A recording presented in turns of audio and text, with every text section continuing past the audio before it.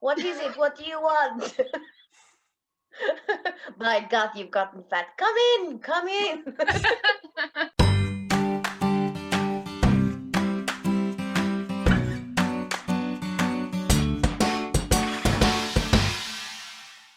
Yeah, I'll let you girls divvy up the questions, what you've got and what I sent over to you. And I want to do a hello and welcome to Interval Conversations. Yeah. I am your host, Stephanie Newell. Mandatory drink of the drink I prepared earlier, most likely rum. Cheers. Now today we've got a special guest. Today we've got a special episode. We're going to play a special game of What Month Is It, based on Nathan's haircut.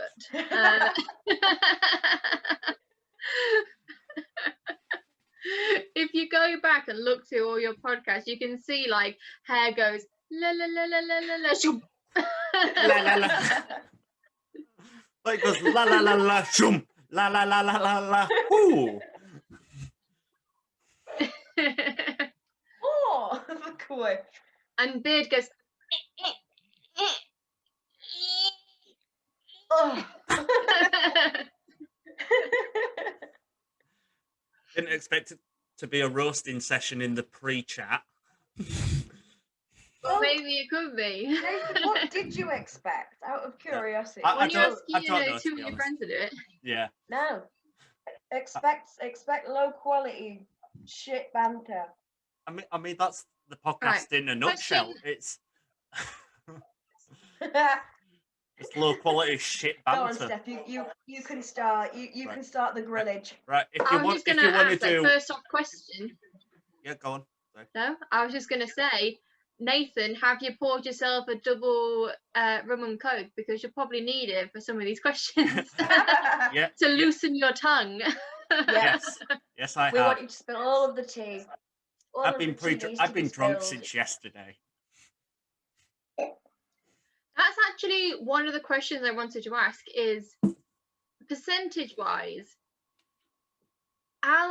were you drunk during some of your podcasts, or just like a little bit tipsy? Or like, I'm guessing you definitely had a drink on hand every single time you did one. Yeah, it was a mix of alcohol and non-alcoholic beverages. There are one or two episodes where I'm either tipsy drunk or still drunk from the night before, like an early morning record. So, oh dear. So I think I got away with it. Welcome to Interval Conversations. My name is Luna. I am hosting to this episode. Today we're going to be roasting your lame ass, Nathan Hall. Hi guys, welcome to Interval Conversations. There's been a bit of a change. It's me and Becky hosting this time. Nathan's going to be questioned, finally, other way around. In the hot seat, tables have turned. It's Nathan's turn now to be badgered with questions. Let's see how long he lasts. He's got a double rum and coke ready.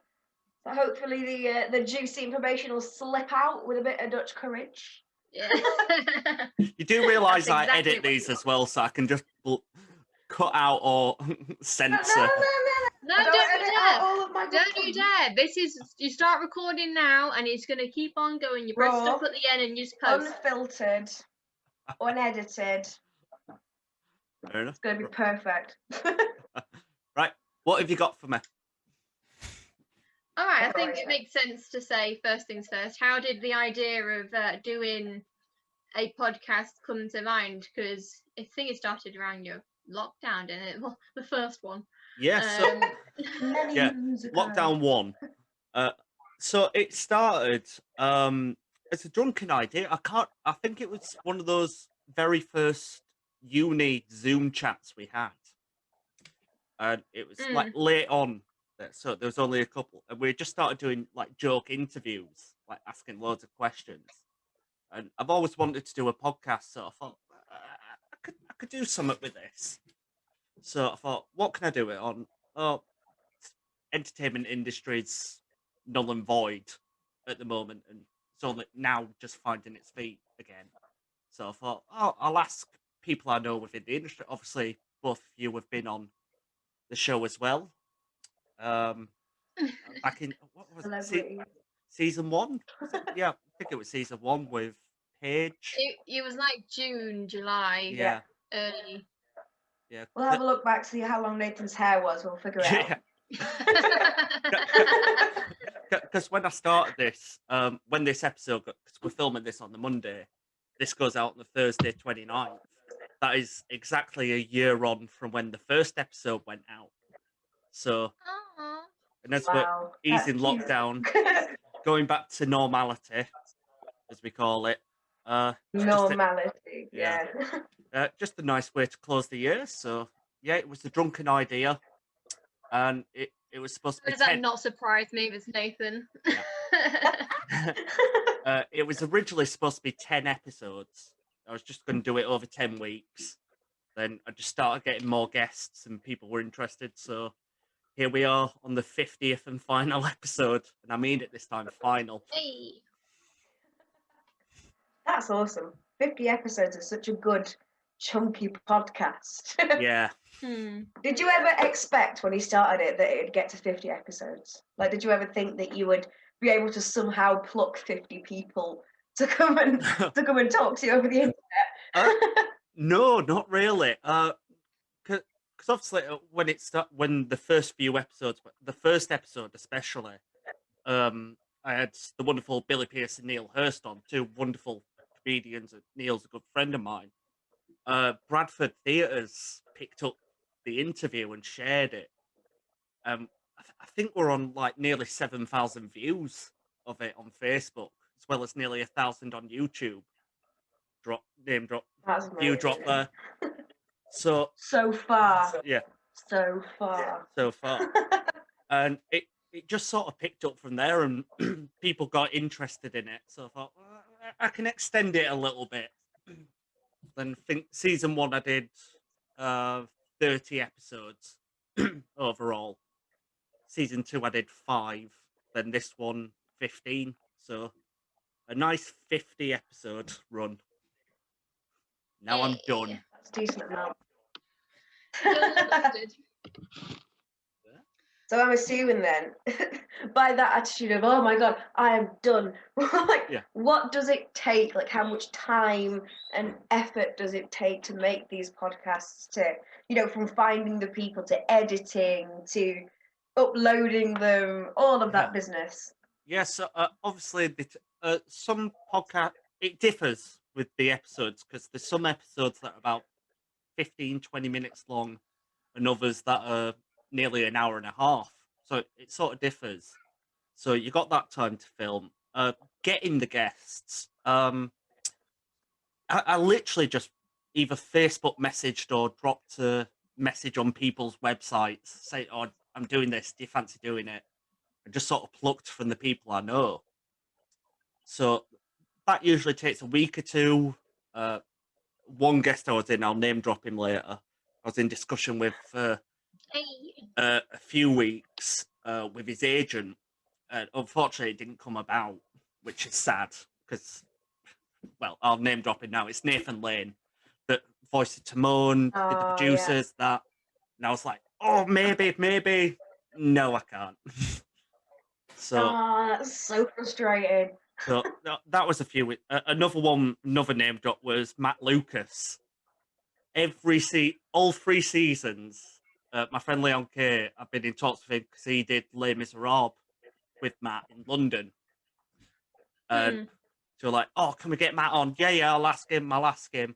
Oh, he's a bit busy at the moment because he's filming Baked Potato. That song, that charity song he released. And he did loads of different versions with different celebrities and groups. So he was busy doing that. Then that died off. I was like, right, I've got a chance. Then Leon just went, oh, he's a little bit busy. It was around Christmas time. I was like, a little bit busy. Oh, I went, what? Why? I was like, he's releasing it as a Christmas single. I went, that damn baked potato. Again. So ruining everything. Never heard a Northerner say that before. So that was well, from April to about November, December time, trying to get Matt Lucas on. Went right. That's not happening. Editing again depends on the episodes, because there's some episodes where I can literally just find the cold open before the title sequence, then put all my music and stuff in and just put it out. Whereas others, there's only been like one or two cases where I've had to edit some bits out because the guest was like, I can't have that going out. Like, it will piss some people off, so I had to edit that. That's like half of the episodes that we were on, isn't it, Steph? We were just Oh, yeah, the first time we attempted that was like 3 hours long, wasn't it? We were just gasping the entire time. Yeah, because we filmed that episode twice, didn't we? Yeah, because the first time we just got drunk and just started like talking about funny things that happened. Impossible to edit down 3 hours of like pure bollocks. And at that time I was editing like 4 different episodes at once, because that was when I was on 2 episodes a week. So I was trying to do those. You don't make your life easy, do we? No. Then along came 3 hours of drunken rambling. I was like, we're going to have to refilm it. I need more control. So I think that was one of the rare times I was on juice, like just blackcurrant juice. like, let's get focused.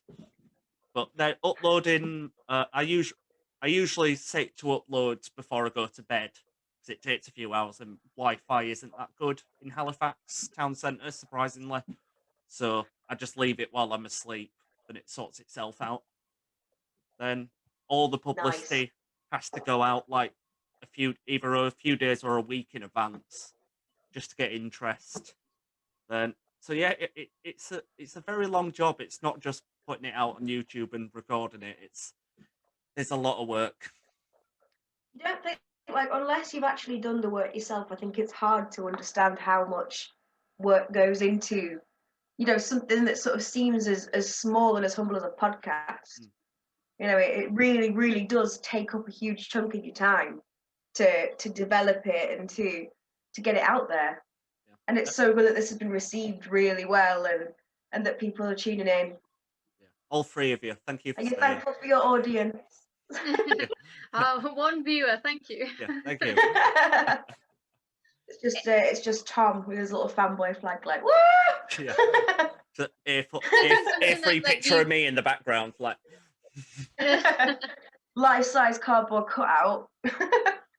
Who needs a life-size cardboard cutout of Harry Styles when you can have one of Nathan Hall? That's the last thing you want. Get the merch. I don't know. I feel like having a life-size version of you in my house could be quite entertaining. Throw darts at it. Yeah. I just use it to prank family members, Oh yeah, you hide it behind corners. When they go open and get the Hoover. It's like what people do when they get a life-size cut out of Danny DeVito. It's like 4'6", and they just hide it around the house. Surprise DeVito. 4'6". That's probably not that much shorter than me. I don't know if that's his actual height, but I know he's short. Just guessing. So another question. Looking back on the past year then, doing the podcast, has it been something that you've enjoyed doing and you found like doing it is helping you kind of maintain sanity whilst in lockdown? Because you particularly with, the work that you do, it's been hard to keep yourself occupied, what with furlough, back to work, furlough, all that constant state of unknown. Has this been like a constant for you to focus on and take up your time and attention, that you kind of ignore what else is going on in the world? So obviously, for the people who don't know, if you've not seen it, but I usually work as a bartender. So obviously my line of work has been a bit null and void for the past year or so. So having this podcast, obviously when it went to 2 weeks, 2 episodes a week, about 3 weeks into it, it just helped create a schedule for me more or less every day. So like the Monday, I'd record, then put that episode, edit and put it out. Then I'd have a couple of days to film the next one, edit it, put it out, then plan for the next week and keep doing that for a week. So it was fun to do. It got me in a schedule, but at the same time, it just sort of became like Groundhog Day as well. So it was like the same things happening over and over again. So, but I did really love it. At times it just became, I'm doing another fucking episode. Like, but I've loved every episode, more or less. But I've really enjoyed it. What's been your favourite episode? What's been the best one, like your most memorable episode that you've done? This is best episode, not best guest, because those are two separate questions. Best episode. There's a few. If you don't say the one with us, then we're going to sue you. But there is a few. Obviously, you, Steph and Paige, as well as Alexandra, the deleted episode. That was 3 hours. He's going to let us down slowly. Yeah. Let us down slowly. That was a really fun one because it was just us chatting bullshit as we usually do most of the time, chatting theatre. Yeah. Obviously, the very first episode I had Neil and Billy Pearce. Billy Pearce is one of my comedy legends. I've grown up seeing him in Panto for all these years, and the man is a joke machine. You think I'm bad for jokes? You've not seen Billy Pearce. Like, it was a joke a minute. Did you get a word in? No. If you look back on the first episode, it gets to about 15 minutes in because Neil and Billy are just having a catch up because they've worked together in the past. And I finally go, right, welcome to this brand new podcast. Question 1. Even then, they just chatted over me. I was like, oh, God, I need control. And it was before I started paying for Zoom, so it cut off after about 40 minutes. So I was like, got the 10-minute countdown. I was like, right, we're going to have to wrap it up. Like, But oh, bless him. it was that. Obviously, getting the wonderful Rob Mcclure, Broadway performer. I've admired him for years because he's done Avenue Q, Chaplin, Beetlejuice. He's currently doing, was literally just started doing it before the lockdown happened. He got 3 shows in. He was doing Mrs. Doubtfire on Broadway, and they were in previews. And they had to cut it short. That's awesome. So chatting to him was just brilliant.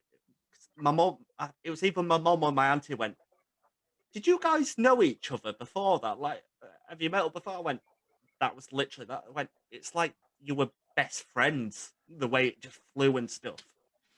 It's just nice and relaxed. And I got good. I got to chat to him about obviously. So I did a concert version of Avenue Q, and he did it for about 3 years off and on Broadway, as well as a tour, playing more or less every male role in the show. So I was like, oh, I did it like this. I went, oh yeah, that's really good. So it was just lovely to chat to him. God, what other episodes have there been? Yeah, just it's been good because I've had so many of my show friends on the show as well. On the podcast, and people I've not seen for like there was one episode with someone called Beth Rosmond, and I did Phantom of the Opera with her in when was it 2014. I don't think I've seen her since then. And I messaged her, and she just went, "Oh yeah, do that. Oh yeah, I'll come on your show." So it was just it's been nice to catch up with people, especially after this year, and people I've not seen. That's so good because it's like. I think what lockdown's done for us is it's really helped us to sort of reconnect some bridges in a way. You know, even if we've not burned the bridges per se with these people, but it's people that have just sort of slipped out of your day to day. Yeah. And to just catch up with people from old memories and from old times has been really nice. Yeah. Have you had a sort of a favorite, like a really standout moment in one of your podcasts? Stand up. Probably it's more in the deleted scenes and bloopers that have come about, like just little moments where stuff has slightly gone wrong, or I've sort of kept a couple in. There's one I did with a wonderful performer called Sophie Holdsworth, who I did Kips with. She's one of my leading ladies. I think I put it as the cold open. And I asked her a question and she started answering, and I leaned back in my chair and I just heard a drop and the chair went like that. I just broke the chair. I'm not moving. And it was a bolt about that big. I was like, I'm just going to sit very still. Carry on. So just little stuff like that. And like I said, just chatting to people I've not spoken to for years, or I've admired as someone in the industry for years. So it's getting the opportunity to chat to them. There's so many moments. I can't really pick out a specific one. But yeah, that's sort of dodging around the question. But yeah, there's a lot of moments in it. Like a politician, Nick, dodging the question. Yeah. I did play Squealer once, so I know what I'm doing. Yeah. Go on, Steph, you can grill him next. I was just going to say, like, because you've had, you say you've had some people you've admired. Has there been, like, a particular topic? Because when you're going around searching for people to appear on your podcast, and you're trying to think, oh, what would be a good subject for them to discuss? Has there been one that you've been like, oh, I get to talk about script writing with this person, Broadway, just anything, I'm really looking forward to this topic because this is a topic that I'm particularly interested in? Which one would you say was that you were most like interested in what that person had to say, or it was really insightful for you in particular? There's a couple again. Probably Rob Mcclure again. Obviously, I've based some of my characters that I've played on stage off his energy and his enthusiasm. Billy Pierce, because it's Billy Pierce, like absolute legend. There was Tab Murphy as well, which is the episode previous to this. He wrote Brother Bear, Hunchback, Atlantis. So most of that episode was me just fangirling. There's a good chunk of it. I was asking when there's going to be a live action Atlantis. I did, and he said, well, the sad thing is, as brilliant as Atlantis is as a film, absolutely brilliant, it's considered a flop at Disney. That's so upsetting. It's supposed to be this next big film, and it flopped. It still made millions of dollars, but it flopped, unfortunately. So Disney are looking at more of their successful films rather than it's just all the Disney princess ones, isn't it? Yeah, all the Disney. But I would, all the stuff they had planned for the film that didn't make the cut. He said, yeah, we could easily fill like 3 hours. I went, I don't care how much it costs. I don't care how much I have to pay to go see it in cinemas or buy it on DVD. I want to see a live action. Yeah, that would be amazing. So it was stuff like, I think out of all of the films, it would be the one that I'd want the most. Yeah, that and Treasure Planet. Oh, I love Treasure Planet. But yeah, I think Tab Murphy's. I was just fangirling for most of it because it basically wrote my childhood. So getting to chat to the screenwriter of the film about Atlantis, like his script decisions, his writing methods, I was like, yeah! This is brilliant. So yeah. Have you taken away any lessons from any of your guests? Like, have they taught you anything, or have you taught yourself anything on your journey of making this podcast?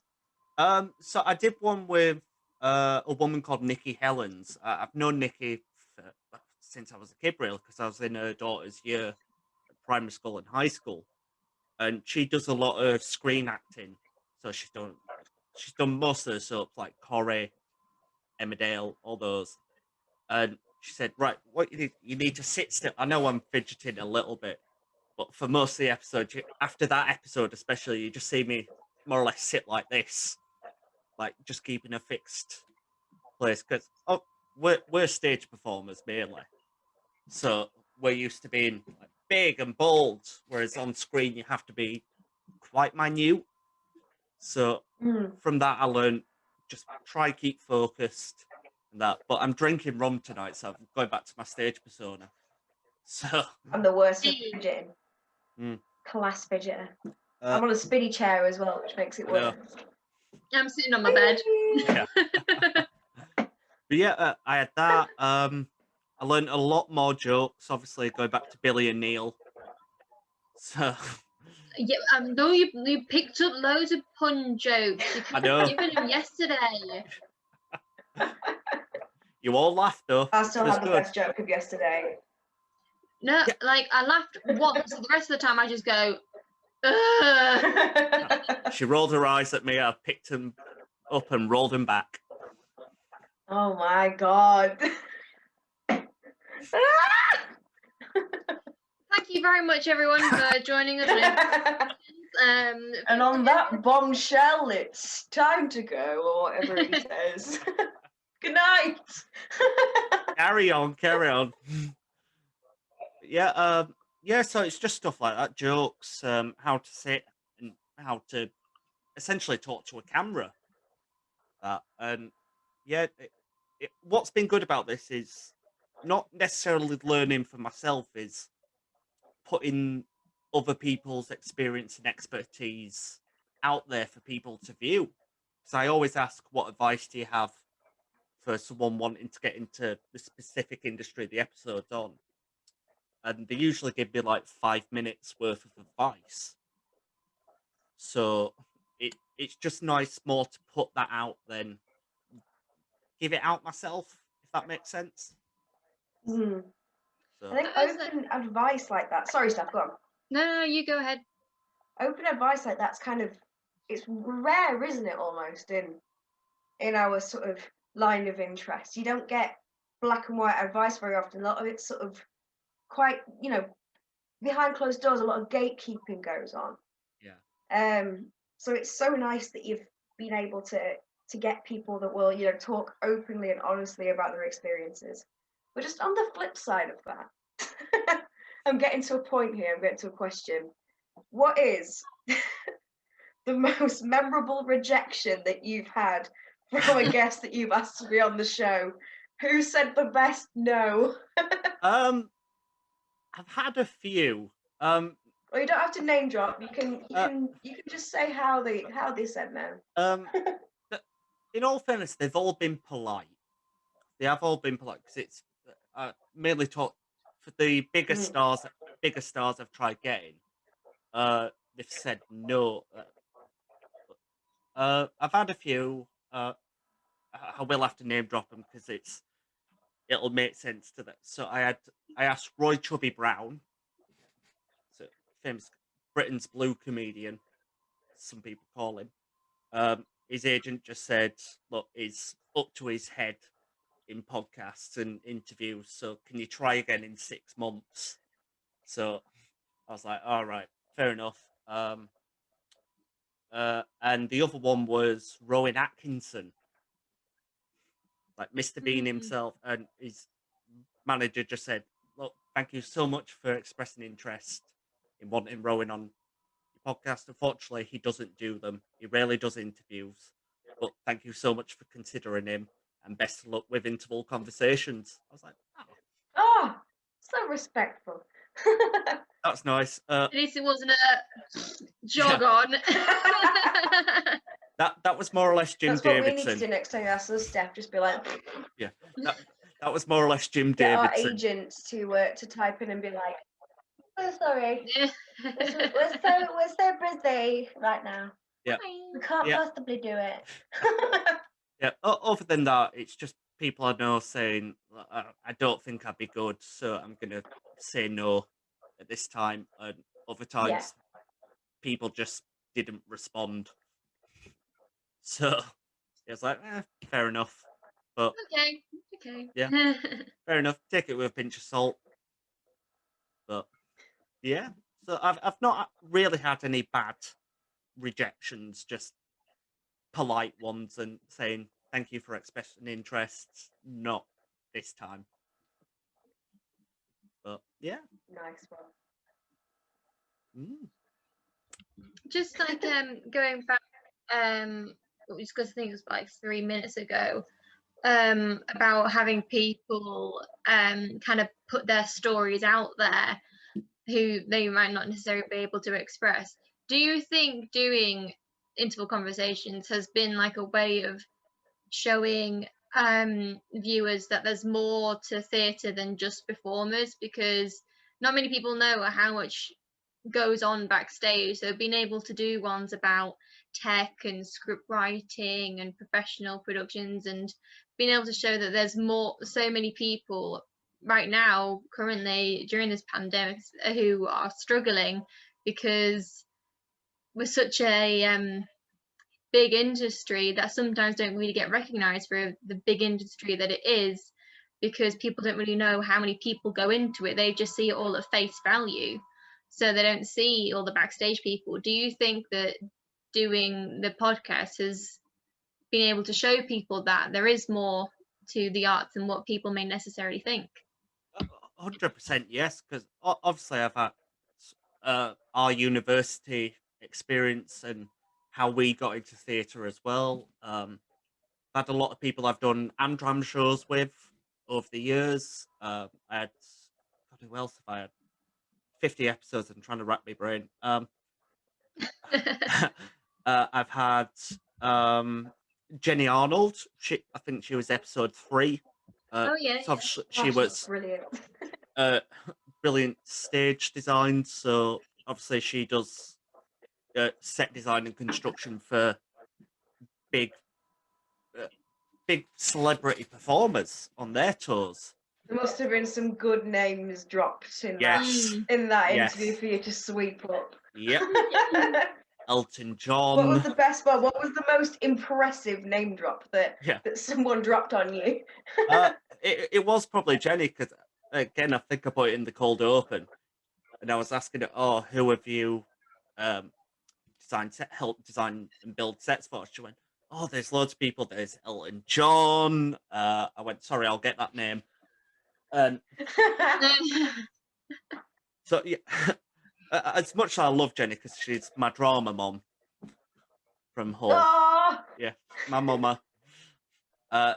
Yeah, she dropped a few names, because obviously they did brilliant stage they designed for Take That, Elton John, Sam Smith, all those. I'll just collect those up. There we go. So those are excellent name drops. The weirdest one I had was Rob Mcclure. He said the first professional job I did at I think it was Paper Mill Playhouse. I was sharing a dressing room with a man who was in his 80s, 90s, called Eddie something. He's the Two Kissing Doves guy in Home Alone 2. In the toy shop. It said when I was around your age, I was sharing a dressing room with an older guy, and he was working with an actor. I believe he was the actor who was talking on stage when Lincoln got shot. Wow. Yeah. So Rob Mcclure worked with the guy who was talking when Lincoln got shot. That's a story now. They did, like I said to Amy, they didn't mention that in Assassins. It's. You just see my reaction, wow. Exactly like yours, what? What? How do you take that? How do you learn that for the first time and not be like, yeah. I think that's one of the best and weirdest name drops. Rob worked with a guy who was talking when Lincoln got shot. It was just. That's mad. But yeah, that's probably one of the best name drops. Impressive. Yeah. Just impressive. You learn a lot on this podcast. You learn a lot. Have you learned any hard lessons? Like what was the hardest part for you about doing this podcast, do you think? Probably going back to an early question, like how long it actually takes to run a podcast. Real, like all the editing, all the filming, all the publishing and publicity. Publicity, especially because I have to design each title card. Then when something don't work out, I have to reshuffle everything. It's like, oh, for fuck's sake, right? So that's probably the hardest thing, just being organised enough to actually put these out. I'm amazed I made it to 50. Not my strong suit. Hey, champagne. Campaign. But yeah, I've got a little bit of a fun question to ask you now. A bit like of a hypothetical question, and it's quite a big one. So, if you could have anyone in this world, living or not living anymore, on your podcast, who would it be? Who is your like number one person that you would love to have on this screen talking to you? I would probably have Robin Williams, the late great Robin Williams. Correct answer. Answer. Well done. Because the reasons are obvious. Like, he was such a ball of energy, and I loved Robin for years, and I still do. He was an absolute icon, and he had this perfect balance of absolute comedy, like chaos comedy, where he could just improvise like that. But if you look at performances in like Bicentennial Man, is it where you play the role? Yeah. That Good Will Hunting. Bicentennial Man. Yeah. Good Will Hunting. He was such an incredible actor, performer, even.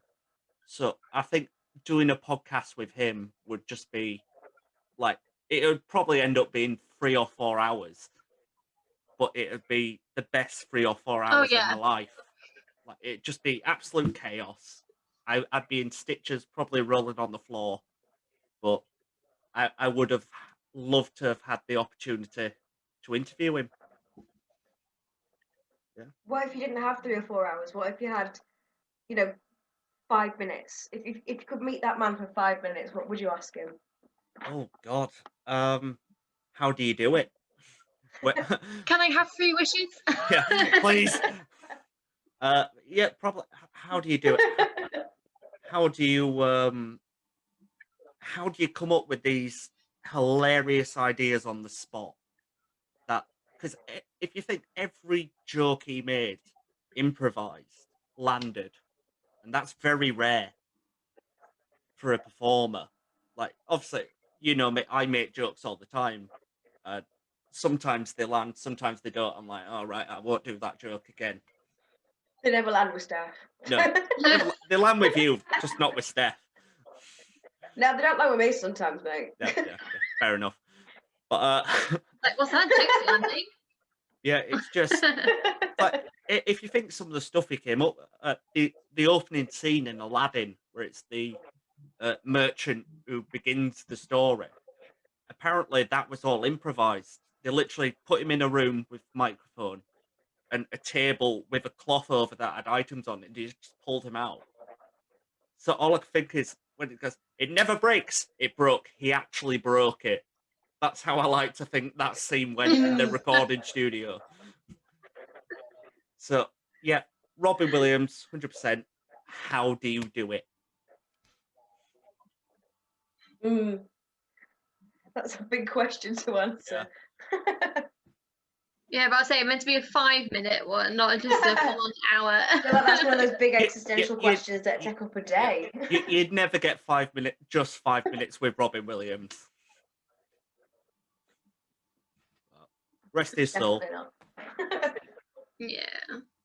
Was there anyone who you did interview that sort of like, not shocked you, but were you kind of surprised at, how nice they were, or how funny they were, or someone who just naturally came across as easy to talk to, or hilarious?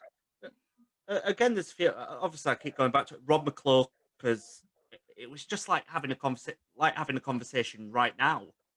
It was just like chatting to an old friend, and got to chat to him about shows I've done, shows he's done, his experience. I interviewed someone called Emma Williams, who's a Halifax lass herself, and now she's fairly big in the West End. Like, she's the original Truly Scrumptious in Chitty.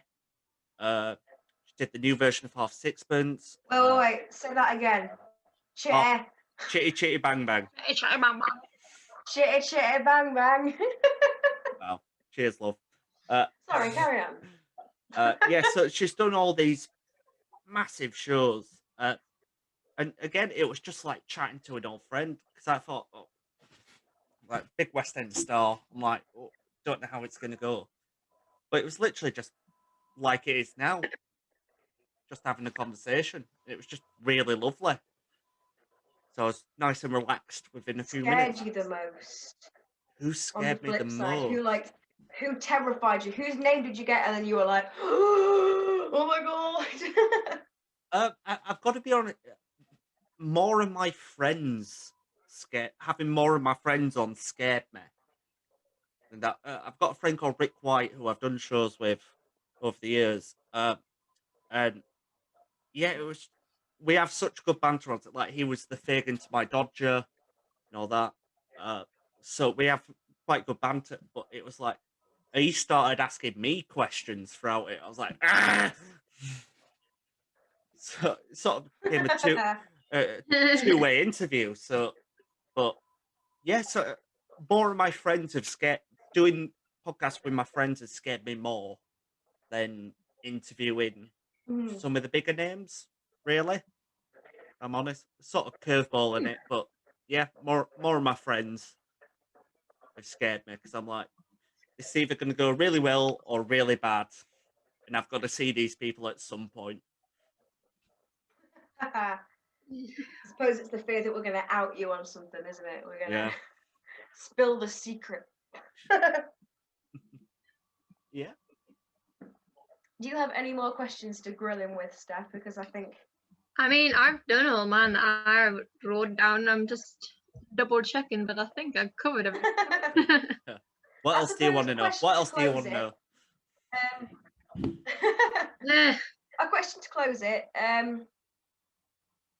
What advice would you have?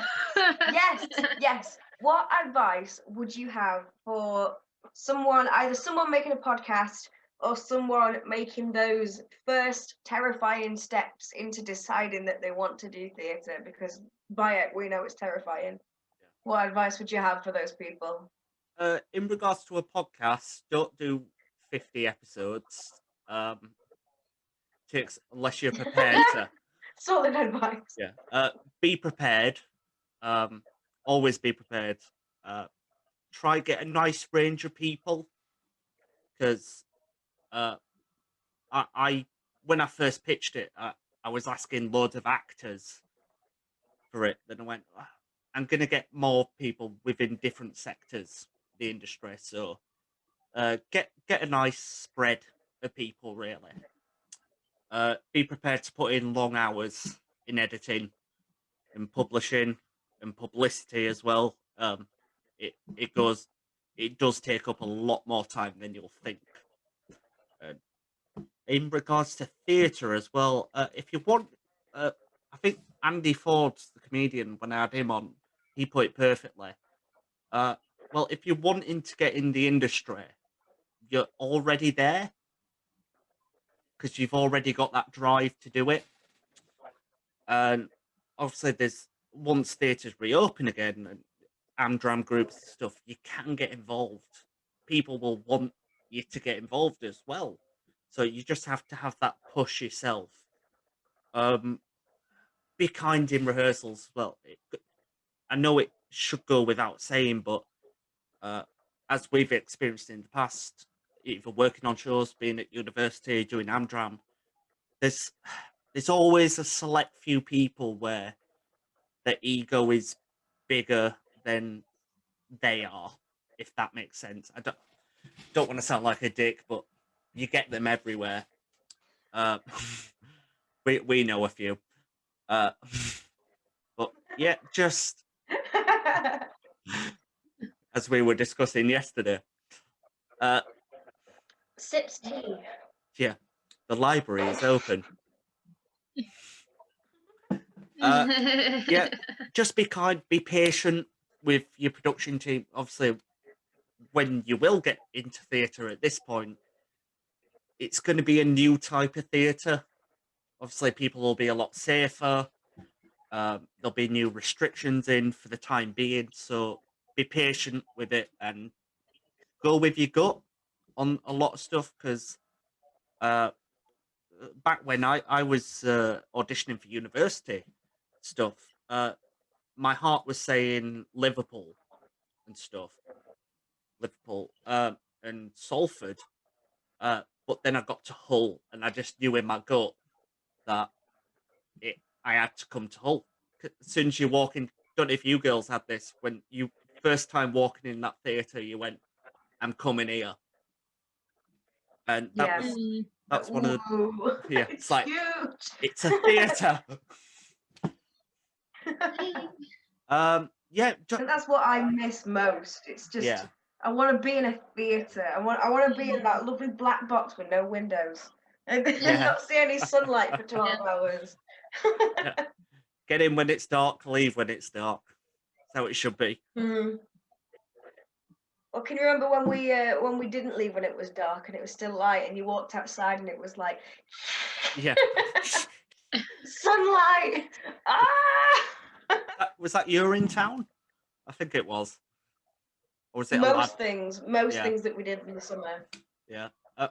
Yeah, like I said, go with your gut. Push yourself to do stuff, because I went into university wanting to be an actor, as they all do. And I just pushed myself to get more behind the scenes and with my writing. And obviously the writing kicked off because straight out of uni I had a family panto and an adult panto on tour. So without that push early on, I wouldn't have had that. So yeah, just push yourself, go with your gut, and be brave, really. Like, what's the worst that could happen? You could start a podcast. But and on that bombshell, it's time to go. Yep. Steph and Becky, thank you so much for hosting this episode. You're very welcome. Well done for doing 50 episodes. Well done for doing the thing. And the motivation to do it. Yeah. Hopefully I've kept a few of you entertained throughout lockdown, all three of you. Thank you for sticking with me. Thank you to every single one of my guests. I think there's like 52 of you overall. The previous guest hosts, Adam Smith and Neil Hurst, thank you for taking that on. And for the 50th and final time, this has been Interval Conversations. I've been Nathan Hall. Thank you so much for watching. I'll see you soon. Hey. Yeah.